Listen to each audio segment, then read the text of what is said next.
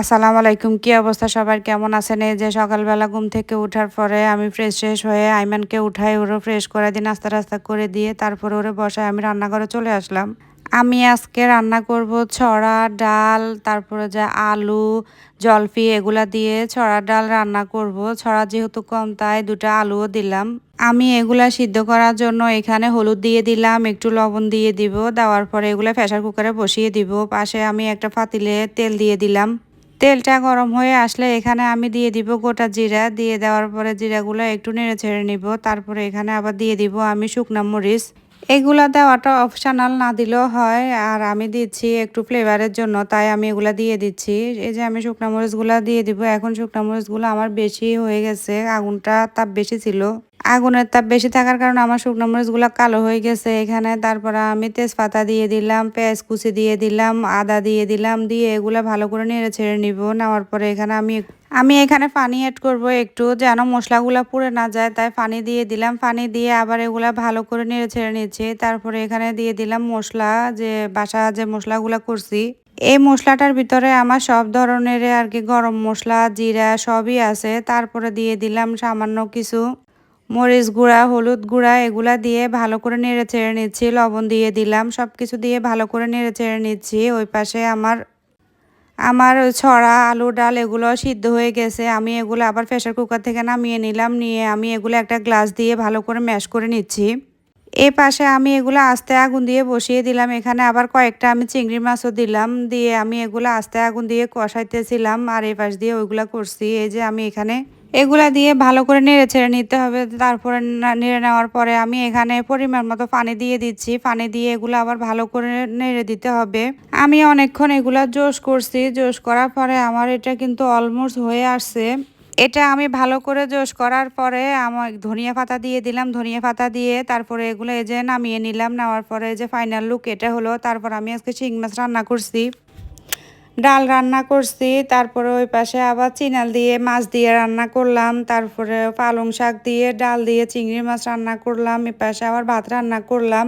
এই তো আজকে দুপুরে আমার রান্না এগুলাই ছিল। তারপরে আমি আয়ানকে ভাত দিয়ে দিলাম খাওয়ার জন্য। ওরা বলছে তুমি খেয়ে ফেলো, আমি আইমানকে খাওয়াই দিচ্ছি। আয়ান আবার বলতেছে আম্মু আমি দই দিয়ে ডাল দিয়ে ভাত খাবো, আমি কিন্তু আর অন্য কোনো সবজি খাবো না। পরে আমি বলছি আচ্ছা ঠিক আছে, একটা মাছ দিয়ে খাও, আর কিছু নিও না। পরে এই যে আয়ান এগুলা দিয়ে খাচ্ছে, মাছ ডাল আর দই দিয়ে খাচ্ছে। ও বলতেছে ওর কাছে এভাবে খেতে ভালো লাগবে। পরে আবার আইমানকেও ভাত খাওয়াইতে পারি নাই, ওরও আমি একটু দই খাওয়াইছিলাম। খাওয়া দাওয়া শেষ করে আমি আবার মোগলাই বানানোর জন্য সন্ধ্যাবেলা চলে আসছি। মোগলাই বানাবো তাই আটা করতেছি। প্রথমে আটাটা করে রাখলে আটাটা একটু সফট হয়ে যাবে। আমি এখানে ময়দা, তারপর পানি, লবণ এগুলা দিয়ে একটা ডো করে নিলাম। এই যে ডোটা করে আমি এক পাশে রেখে দিব। তারপরে আমি পেঁয়াজ কুচি করছি, কাঁচামরিচ কুচি করছি, এগুলো আমি ভালো করে কষলিয়ে নিছি। তারপরে এখানে আবার আমি মশলা দিয়ে দিলাম, মশলা গুঁড়া দিয়ে এখানে আবার রসুন দিলাম। এগুলা ভালো করে আবার কষলিয়ে নিব। ভালো করে এগুলা মেখে নিলে হবে কি, এগুলা সফট হয়ে যাবে, ডিমের সাথে ভালো করে মিশে যাবে। এখানে আমি আর বেশি কোনো মশলা অ্যাড করি নাই। এখানে আমি 2টা ডিম দিয়ে দিলাম। ডিম দিয়ে ভালো করে এগুলা আমি নেড়ে চেড়ে নিচ্ছি, যেন ভালো করে মিশে যায় আর কি, ডিমের কোনো ইয়ে না থাকে। তাই আমি ভালো করে এগুলো ইয়ে করে নিছি। তারপরে এখানে আমি রুটিটা বেলে নিলাম। ওই পাশে আমি রুটিটা বেলতে বেলতে ওই পাশে আমি হাঁড়িতে তেল বসিয়ে দিলাম। আয়ান আবার আমরা জিজ্ঞেস করতেছে ঘুম থেকে উঠে যে আম্মু তুমি কি করতেছো? আমি বলছি আমি তোমার জন্য মোগলাই বানাচ্ছি। তারপর আমি এখানে অল্প একটু ইয়ে দিয়ে দিলাম। দেওয়ার পরে যে দেখেন আসলে এটা বলে বোঝানোর মতো কিছু নাই। এটা আমি একটা শেপ দিয়ে দিব, যেভাবে বাজারে ওনারা মোগলাই বানা আছে ওইভাবে আমি করতেছি।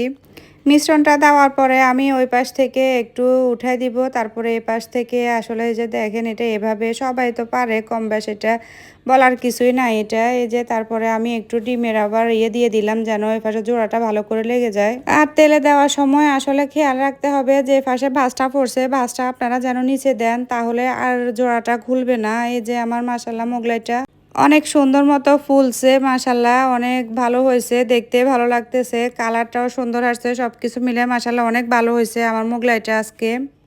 দেখলে বোঝা যাইতেছে কতটা ভালো হচ্ছে। তারপরে যে আমি ছেঁকে নিলাম, এভাবে আমি 3-4টা বানিয়েছিলাম। বানানোর পরে আমি এগুলো কাটছি, কাটার পরে যে দেখেন ভিতরেও কিন্তু অনেক সুন্দর হয়েছে।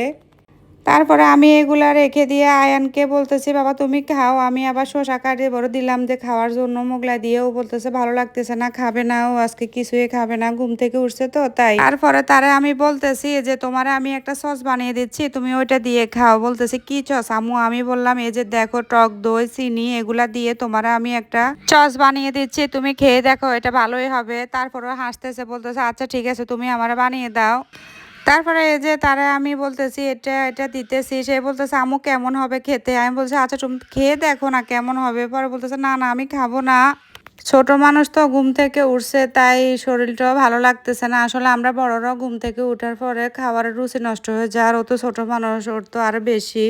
আমি জোর করাতে সে একটু খাচ্ছে আর কি, হাসতেছে, বলতেছে না আম্মু আমি খাবো না। আমি বলতেছি এই যে দেখো ভিডিও চলতেছে, না খেলে কিন্তু সবাই দেখে যাবে। এই আর কি, আজকের ভিডিওটা এই পর্যন্ত। ওদের জন্য দোয়া করবেন। আসসালামু আলাইকুম।